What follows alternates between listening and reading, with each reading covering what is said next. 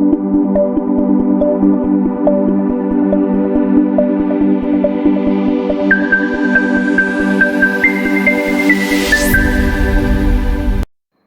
everyone, my name is Rashmi Samant and today I will discuss about the topic morphology of reversible cell injury.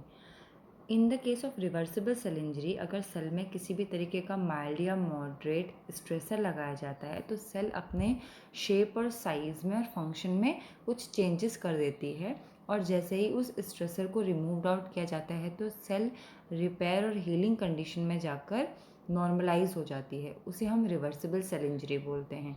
तो reversible cell injury के case में cell के अंदर कौन कौन से मॉर्फोलॉजिकल चेंजेस होते हैं उनकी स्टडी हम करेंगे। Morphology of reversible cell injury. Depending upon the severity of cell injury, degree of damage and residual effect on cell and tissue are variable.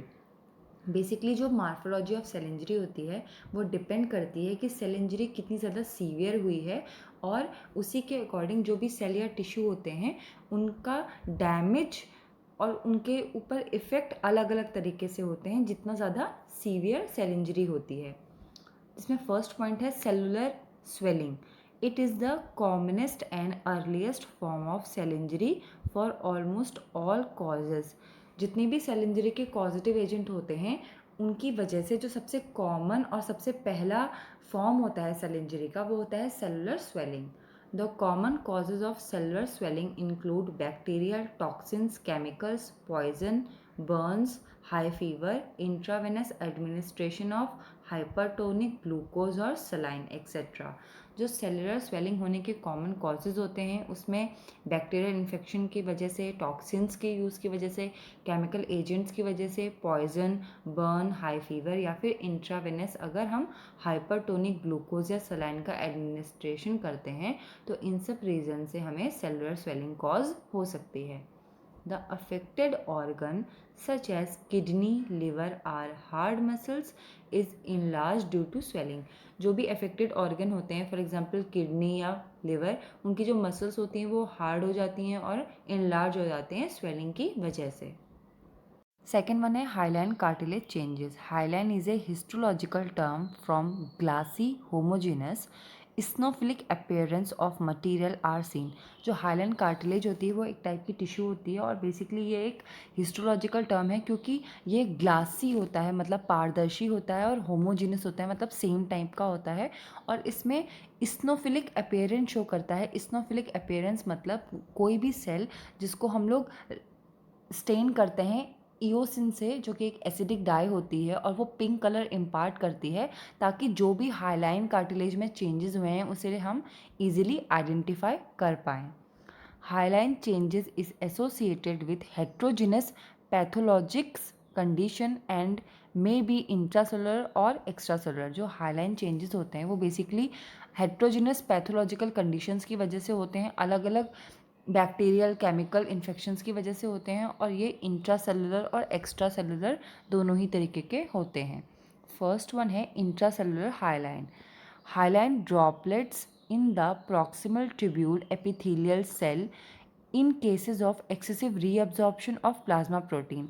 अगर प्लाज्मा प्रोटीन का एक्सेसिव रीअब्जॉर्प्शन हो जाएगा उस केस में प्रॉक्सिमल ट्यूब्यूल एपिथेलियम सेल में hyaline के droplets बन जाते हैं। सेकेंड वन है hyaline degeneration of voluntary muscle. Voluntary muscles में हाइलाइन जो लेयर होती है उसका डीजनरेशन हो जाता है, मतलब वो रप्चर हो जाती है। न्यूक्लियर और cytoplasmic hyaline inclusion seen in some viral infection. कुछ वायरल इन्फेक्शंस की वजह से न्यूक्लियर या साइटोप्लाज्मिक जो हाइलाइन होती है उसमें इंक्लूजन हो जाता है, वो टूट जाती है। सेकेंड वन है extra cellular hyaline. Extra cellular hyaline is seen in the connective tissue. जो एक्स्ट्रा सेलुलर हाइलाइन होते हैं वो बेसिकली कनेक्टिव टिश्यूज़ में दिखते हैं। Hyaline degeneration in leiomyomas of the uterus. Basically leiomyomas एक ऐसी कंडीशन होती है जिसमें जो यूट्रस का आउटर पार्ट होता है, जो स्मूथ मसल्स होती हैं, वहाँ पे ट्यूमर्स बन जाते हैं, तो उस वजह से जो हाइलाइन लेयर होती है उसका डीजनरेशन हो जाता है। नेक्स्ट पॉइंट है mucoid change. Mucus secreted by mucus gland in a combination of protein complex with mucopolysaccharide। जो म्यूकस होता है वो बेसिकली म्यूकस ग्लैंड से सिक्रीट होता है और ये कॉम्बिनेशन होता है प्रोटीन कॉम्प्लेक्स का और म्यूकोपॉलीसेक्राइड का। म्यूसिन, म्यूसिन एक ग्लाइकोप्रोटीन होता है। इज़ इटसेल्फ चीफ कॉन्स्टिट्यूएंट, वो खुद में ही एक बहुत ज़्यादा चीफ कॉन्स्टिट्यूएंट होता है। Mucin is normally produced by epithelial cell of mucus membrane. जो म्यूसिन होता है वो बेसिकली जो म्यूकस मेम्ब्रेन की एपिथेलियल सेल्स होती हैं उससे प्रोड्यूस होता है एंड म्यूकस ग्लैंड से प्रोड्यूस होता है, as well as by some connective tissue. Mucin basically जो म्यूकस ग्लैंड की एपिथेलियल सेल होगी या फिर जो आपकी कुछ कनेक्टिव टिश्यूज़ होंगे वहाँ से सिक्रीट आउट होगा। नेक्स्ट पॉइंट है proteinuria. There are excessive renal tubular reabsorption of protein by the proximal tubule epithelial cell which shows pink hyaline droplet in their cytoplasm. जो एक्सेसिव रीनल ट्यूब्यूल रीअब्जॉर्प्शन होता है protein का वो basically proximal tubular epithelial cell से होता है जो कि पिंक हाइलाइन ड्रॉपलेट कलर की दिखाई देती हैं साइटोप्लाज्म में। The cytoplasm of actively functioning plasma cell shows pink hyaline inclusion called Russell body representing synthesized immunoglobulins। जो साइटोप्लाज्म होता है वो ये शो करता है कि जो प्लाज्मा सेल्स हैं जो पिंक कलर की हैं हाइलाइन वो एक्टिवली फंक्शन कर रही हैं और इनके इंक्लूजन को मतलब इनमें अगर रप्चरिंग होती है तो उनको हम लोग रुशेल बॉडी बोलते हैं जो कि रिप्रेजेंट करती हैं इम्यूनोग्लोबुलिन की सिंथेसिस को। लास्ट पॉइंट है intracellular accumulation. In the case of diabetes mellitus यहाँ पे इंट्रासेलुलर एक्यूमुलेशन हो जाता है ग्लूकेजन का जो ग्लूकेगॉन का नॉर्मल सेलुलर अपटेक होता है अगर वो इम्पेयर्ड हो जाता है उस वजह से एक्स्ट्रा एक्यूमुलेशन हो जाता है ग्लूकेगॉन का सेल में, उसे हम इंट्रासेलुलर एक्यूमुलेशन बोलते हैं। Thank you.